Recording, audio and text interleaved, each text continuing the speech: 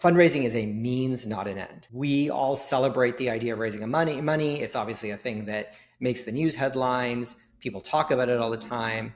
But the reality is that you're using these funds in order to produce value.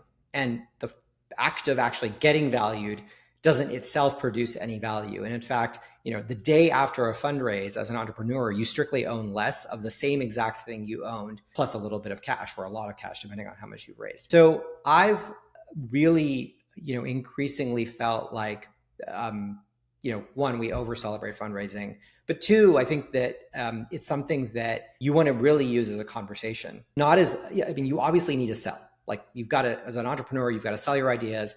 You've got to, sort of distort this future version of reality, as sort of Steve Jobs talked about, in order to be able to explain to people why the world is going to move in the way that you're going to build it. But for me, it's always been a discussion of the problem statements. What are the problems that we are trying to solve? Why are we the best people to solve those problems? Why have we done the best thought? Why our product ideas are the best?